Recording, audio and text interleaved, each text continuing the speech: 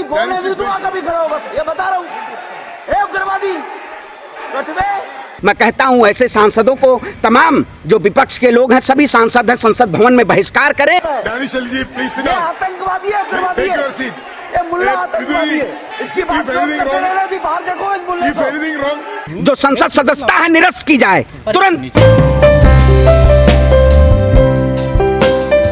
जो संसद में बैठ के अमर्यादित ऐसे टिप्पणी करने का काम करते हैं, किसी को उग्रवादी कहने का, आतंकवादी कहने का, ये वही सरकार के लोग हैं, उन्हीं सरकार के नेता और मंत्री हैं जिन्होंने इस देश के किसानों को उसी संसद भवन से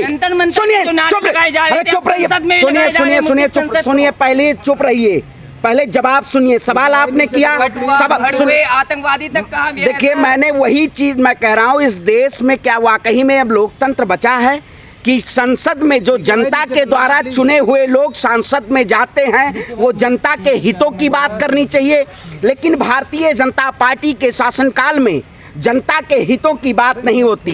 प्रधानमंत्री एक्शन लेंगे। देखिए वही मैं कहता हूँ, एक नेता राहुल गांधी जिन्होंने कोई संसद में ऐसा बयान नहीं दिया था, उनको अयोग्य सांसद घोषित करके उन्हें संसद से बर्खास्त कर दिया गया था।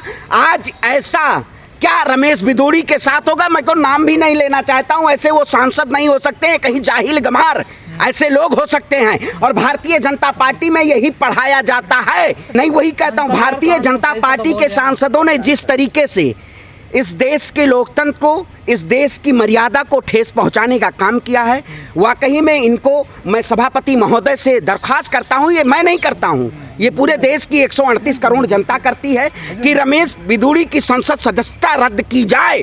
जब प्रधानमंत्री नरेंद्र मोदी ने एक भाषण के जरिए कहा था कि इस देश में महिला आरक्षण बिल हम लागू करेंगे, स्वागत है, तमाम विपक्षी नेताओं ने सभी ने स्वागत किया। विशेष सत्र के रूप में क्या बुलाने का यही मेन मकसद था कि किसी एक समुदाय को, पूरे देश के समुदाय को चिन्हित करके और ऐसे अमर्यादित शब्दों का प्रयोग किया जाए? क्या यही शोभा देता है? दो बीजेपी के नेता बैठे थे, रविशंकर और हर्षवर्धन। बिल्कुल मैंने, हाँ बिल्कुल, उन्होंने ताली बजाई, वाह। ये नया संसद भवन किस लिए बनाया गया था? किस लिए कहा गया था कि हम नए संसद भवन का निर्माण कर रहे हैं कि जब गालियां मिलेंगी वहां के सांसदों को तो वहां पे ताली थपथपाई जाएगी? मैंने मुस्कुरा, देखिए मैं वही कहता हूं, खेत जगह। मैंने अब क्या बोला गया, उन्होंने कहा कि सांसद का वीडियो क्लिप जो है वो डिलीट कर दिया गया। आप केवल उसी मुद्दे पे, मैं ये लगातार देखते आया हूं कि संसद की अवहेलना लगातार भारतीय जनता पार्टी के लोग करते आए हैं, उनके सांसद करते आए हैं, लेकिन आज जरूरत है सभी लोगों को एक साथ होने की। वो किसी एक सांसद, किसी पार्टी के सांसद की बात नहीं है, वो देश के संविधान की बात है कि अगर आज हमें संविधान को बचाना है तो इस लड़ाई के लिए हमें सबको आवाज करना। क्या दानिश अली मुस्लिम है इसलिए उनका ये कसूर? बिल्कुल, देखिए अब वो क्यों चिन्हित किया गया और किसी पार्टी के नेता को क्यों नहीं चिन्हित किया गया? क्योंकि कहीं ना कहीं डरी और सहमी हुई, कौन, हमारी इंडिया लाइन में बसपा नहीं है, लेकिन हम भी एक इस देश का आम नागरिक होने के नाते ऐसे अमर्यादित शब्दों का हम खंडन करते हैं। लेकिन क्या वाकई में उनके नेता जो बैठे हुए हैं इस पे माफ़ी मांगेंगे? क्योंकि देश के प्रधानमंत्री राहुल गांधी से नहीं माफ़ी मांगे जिन्होंने अयोग्य सांसद घोषित किया था। और आप कहते हैं हम महिलाओं को सम्मान करते हैं, अब तमाम महिलाएं सांसद वहां पे बैठी हुई थी। मोदी जी हम मन से माफ कर पाएंगे बिदूड़ी? अरे भैया, मोदी जी तो मणिपुर पे नहीं बात कर पाए, इंडिया और भारत में देश की जनता को गुमराह कर रहे हैं। मणिपुर में क्या, मणिपुर आज शांत हुआ है? मीडिया में आपको दिखाई दे रहा है? पत्रकार हैं आप, मीडिया में आपको दिखाई दे रहा है, आप सवाल नहीं पूछेंगे, महिला आरक्षण बिल पे बात नहीं करेंगे।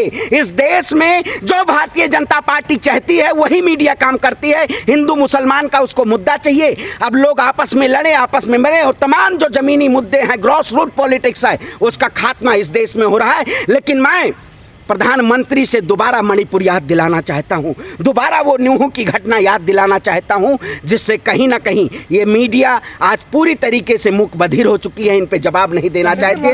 तो जनता के चुने हुए प्रतिनिधि हैं। बिल्कुल, जनता के चुने हुए प्रतिनिधि जनता ही बनाती है। अब आप तो कुछ, आज मैंने कहीं बैठा था, कुछ कह रहे थे कि मोदी जी बनाए हैं सांसद रमेश बिदूड़ी को। जनता अगर वोट नहीं देगी, जनता का जनादेश नहीं होगा, तो कोई भी इस देश के लोकतंत्र की गरिमाई उस पद पे नहीं बैठ पाए। जाएगा। लेकिन इस शासनकाल में जो लोग उस गरिमाई पद पे बैठे हुए हैं वो उसको शर्मसार कर रहे हैं। मैं कहता हूं ऐसे सांसदों को तमाम जो विपक्ष के लोग हैं, सभी सांसद हैं, संसद भवन में बहिष्कार करें और उनका जो संसद सदस्यता है निरस्त की जाए तुरंत। संस्कारी पार्टी के सांसद हैं। अरे कौन सी संस्कारी पार्टी? वही रेपिस्ट पार्टी ब्रह्मेश्वर शरण सिंह संस्कारी पार्टी है ये, जिनके शासनकाल में रेसलर पहलवानों को चप्पलों से रौंदा गया, बूटों से रौंदा गया, लाठी और डंडों से, और प्रधानमंत्री मोदी जी बड़ी वाहवाही के साथ पीठ थपथपा रहे हैं अपना कि 56 इंच का सीना है, मैंने महिलाओं को रिजर्वेशन देने का काम किया है। लेकिन वहीं पे जो ओबीसी समुदाय हैं उनका बिल अभी तक पास नहीं हुआ, प्रधानमंत्री जी उस पर जवाब नहीं देना चाहते हैं। ये पूरी तरीके से एक एजेंडा है। आने वाला जो 2024 का चुनाव है वो कहीं ना कहीं इसी मुद्दे पे भारतीय जनता पार्टी इस देश की लोकतंत्र पे काबिज होना चाहती है कि हिंदू मुसलमान का मुद्दा चलता रहे और हम अपनी सत्ता की मलाई खाते रहें। लेकिन ये हवा उसी दी जा रही है हिंदू मुस्लिम। बिल्कुल उसी का आपने देखा होगा, अभी जनरल वीके सिंह का बयान आया था कि पीओके भारत में आएगा। बहुत बड़ी बात है, स्वागत है इसका। लेकिन क्या वाकई में 9 साल बाद ही आपको पीओके ध्यान आया? इस सरकार को जब चुनाव की सत्ता से बाहर, अभी 5 राज्यों का चुनाव है, 5 राज्यों में पूर्ण रूप से भारतीय जनता पार्टी का सफाया हो रहा है, इसीलिए वो वन नेशन वन इलेक्शन की बात कर रही है। तो ये सरकार सिर्फ अपने फायदे वाली सरकार है। ऐसी सरकार को पूर्ण रूप से अब की बार जनता ने कमर कस ली है, इसको सत्ता से बेदखल करना है। आपने एक कबीर की वो सुने, दोहा सुने होंगे, पता है?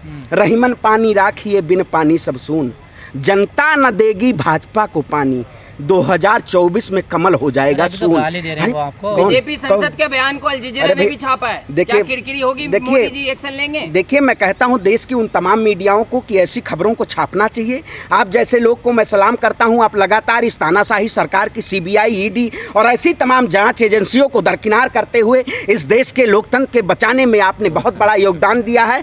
आप लोग जिस तरीके से, क्योंकि भारतीय जनता पार्टी सबसे ज़्यादा घबराई आप जैसे मीडिया से है, सोशल मीडिया से है। जब एक मुस्लिम सांसद का ये हाल है संसद में, जो गाली दी जा रही है, तो जो आम मुसलमान गांव में देहात में दूर रहता है उसका क्या हाल होता होगा? बिल्कुल सही बात है। मैं भी एक छोटे से गांव से आता हूं, वहाँ जिस तरीके से लोग घृणा के रूप में देख रहे हैं, वाकई में ये नफरत की राजनीति 2014 के बाद इसका उदय हुआ है। लेकिन 2024 में इसका अंतिम संस्कार, मैं भी अयोध्या की धरा से आता हूँ, उत्तर प्रदेश की पावन धरती से आता हूँ। इन्होंने जिस तरीके से, आपने देखा होगा अभी इनकाउंटर हुआ अयोध्या में, लेकिन उसमें सिर्फ चिन्हित नाम एक ही किया गया है, एक ही समुदाय का नाम वहां प्रदर्शित किया गया है कि यही उसमें आरोपी, और 2 आरोपियों को बचा दिया गया है। तो कहीं ना कहीं ये सरकार एक समुदाय को टारगेट करके और देश के लोकतंत्र पे हथौड़ा चलाने का काम कर रही है। लेकिन मैं भी अपने तिलक की सौगंध खाता हूं कि भारतीय जनता पार्टी का 2024 में किया जाए। निलंबन की बात कर रहे हैं, आपको नहीं लगता जो गाली दी है उनको जेल होनी चाहिए, उनके खिलाफ एफआईआर? देखिए, एफआईआर सारी चीजें, लेकिन आप देखते हैं भारतीय जनता पार्टी के अगर आप सांसद हैं तो आप रेप भी कर दीजिए तो आप निर्दोष पाए जाते हैं। इसीलिए तो जनता तैयार है कि जो लोग सत्ता की आड़ में ऐसे कुकृत्य करने का काम कर रहे हैं, ऐसे सांसद के ऊपर एफआईआर, उनको तिहाड़ भेजा जाए। ये जितने भाजपा सांसद हैं ये सब तिहाड़ी हैं, इनको तिहाड़ भेजना चाहिए, क्योंकि उससे नीचे इनकी कोई सजा नहीं है। अब बताइए, इससे दानिश अली संसद में खुलकर बोलते हैं, पक्ष रखते हैं, इस वजह से भी निशाना बनाया गया? बिल्कुल। देखिए, मैं अभी जाके मुलाकात भी करके आया, मैंने संवेदना भी व्यक्त की उनके यहाँ, तमाम ऐसे उनके आवास में। हाँ बिल्कुल, नहीं गया मैं उनसे संवेदना, दानिश अली से। तमाम मीडिया थे इसलिए 2 मिनट बात नहीं हो पाई।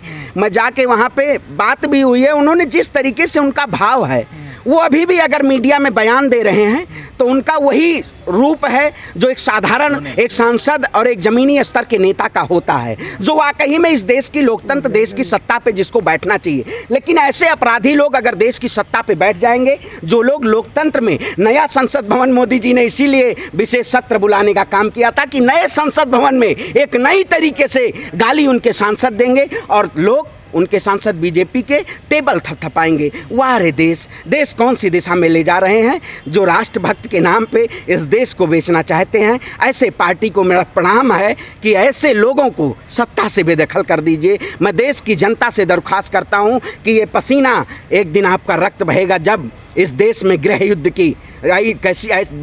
की ऐसी रेखा तैयार कर दी जाएगी। आज ज़रूरत है उन मुद्दों को, लेकिन बीजेपी और स्ट्रीम मीडिया के लोग वही बयानबाजी चला रहे हैं। उन सारे मुद्दे धरातल के आज दरकिनार हैं। आप सबको इन मुद्दों को चलाने की ज़रूरत है और देश की जनता, देश की आवाज़ के लिए हम हमेशा लड़ेंगे और हमेशा जीतेंगे।